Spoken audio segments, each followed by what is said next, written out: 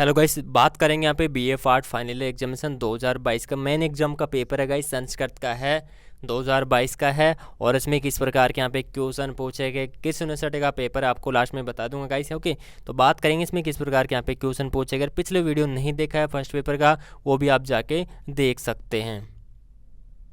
तो फ्रेंड्स, ये है आपके सामने संस्कृत का पेपर सेकंड, यानी कि काव्य, धर्मशास्त्र एवं निबंध है, अथवा में दे रखे है भारतीय ज्योति और तिथि निर्णय और पंचांग परिचय। ओके, तो संस्कृत का बीए फाइनल का पेपर है ये। इसमें देखते हैं किस प्रकार के यहाँ पे क्वेश्चन पूछे गए हैं। यहाँ पे क्रम काव्य और धर्मशास्त्र और निबंध के पार्ट बात करेंगे।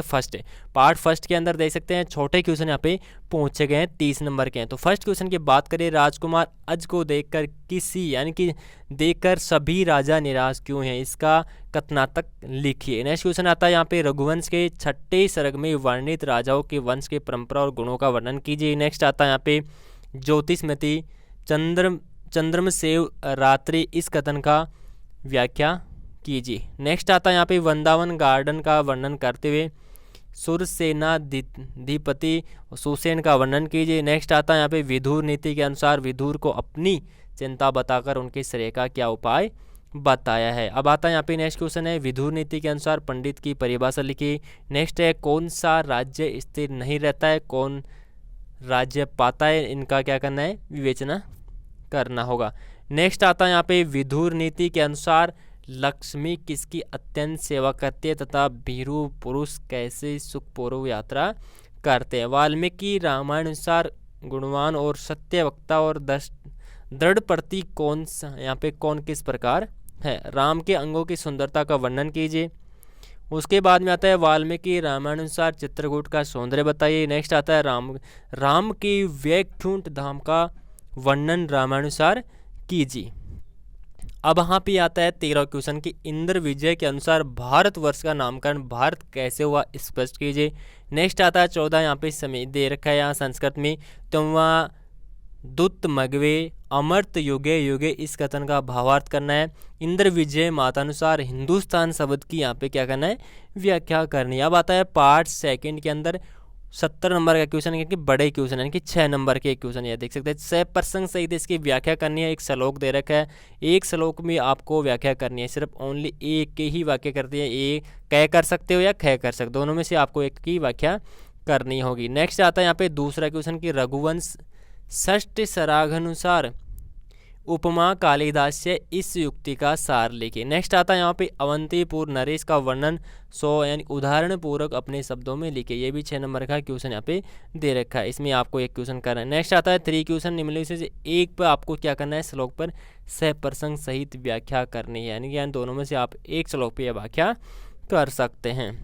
ओके, बात करें यहाँ पे 4 क्वेश्चन दे रखा है, अध्याय 34 के आधार पर मूड के पहचानने का तरीका लिखिए। अध्याय 35 के अनुसार क्षमा का महत्व और बुद्धि नाश से पराजय और विनाश का वर्णन कीजिए। ये भी 6 नंबर का आएगा इस पेपर पर्सन। बात करिए 5 में दे रखा है कि श्लोकों में से एक पे आपको क्या करना है, सह प्रसंग से व्याख्या करनी है। भी 6 नंबर का यहाँ पे क्वेश्चन है, कह कर सकते हैं, अदरवाइज आप कह भी कर सकते हैं। छठा क्वेश्चन पूछा है यहाँ पे, मूल रामायण का जो वैशिष्ट है लिखिए, और जो बाल कांड के अनुसार राम का वन गमन वर्णन सौधारण सहित इसको समझाइए। अब बात करते हैं यहाँ पे 7 क्वेश्चन में दे रखा है, एक श्लोक की ही व्याख्या करनी है गाइस 7 क्वेश्चन में। 8 क्वेश्चन में देख सकते हैं, पंडित जो मधुसूदन ओझा के व्यक्तित्व और कर्तव्य का जो उसका वर्णन कीजिए। 7 नंबर का क्वेश्चन है, पंडित मधुसूदन ओझा अनुसार भारत का नामकरण और जो लोकमत अनुसार स्पष्ट कीजिए। अब 9 क्वेश्चन यहाँ पे आता है कि निम्नलिखित से एक विषय पर आपको संस्कृत भाषा में निबंध लिखा है। 20 नंबर का है, तो एक पे आपको क्या करना है, यहाँ पे निबंध लिखना है। बात करें आगे, अब आता है आपका बी वाला, भारतीय यानी कि भारतीय ज्योतिष और तिथि निर्णय और पंचांग परिचय के बारे में आता है बी, और इसके अंदर पार्ट फर्स्ट है, छोटे क्वेश्चन है यहाँ पे 30 नंबर का ये छोटे क्वेश्चन है। तो बात करें फर्स्ट है यहाँ पे, जया संज्ञक तिथियाँ कौन सी होती है, दग्धा संज्ञक तिथियाँ कौन सी होती है, कुलिक योग क्या है, नक्षत्रों की त्रिविध संज्ञा क्या है। उसके बाद में यहाँ पे दे रखा है, तारगुण चक्कर क्या है, द्वादश राशि और उनके जो राशि स्वामी का उल्लेख कीजिए। नेक्स्ट आता है यहाँ पे करण किसे कहते हैं, कितने प्रकार के होते हैं, नामोल्लेख कीजिए। बात करें यहाँ पे 8वां क्वेश्चन दे रखा है 27 वो कौन से हैं, नाम लिखे।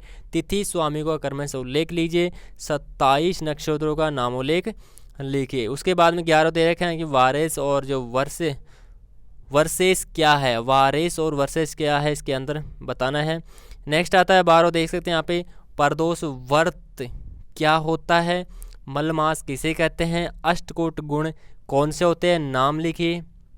नेक्स्ट 15 दे रखे हैं ग्रहों के शुभ संज्ञा का उल्लेख कीजिए। अब आते हैं आप पार्ट सेकंड के अंदर बड़े क्वेश्चन हैं, 10-10 नंबर के यहाँ पे क्वेश्चन यहाँ पे पूछे गए हैं। तो इसमें बात करें यहाँ पे तिथियों की जो नंदादि संख्याओं का विवेचन करते हुए भद्रा विचार पर प्रकाश डाले, ग्रहों का नामोल्लेख करते हुए ग्रह मैत्री को समझाइए। भी 10 नंबर का यहाँ पे क्वेश्चन दे रखा है। बात करें सेकंड में दे सकते हैं राशियों का वर्णन करते हुए राशियों की जो चतुर्दादी संज्ञा का वर्णन कीजिए। नेक्स्ट आता है यहाँ पे अथवा में दे सकते हैं इसके टिप्पणी का, जैसे वर्ण विचार होगा, योग्य ज्ञान होगा, इसके बारे में बताना है। जन्म कुंडली के 12 भावों का विवेचन कीजिए। ओके, ये 16 नंबर का क्वेश्चन है।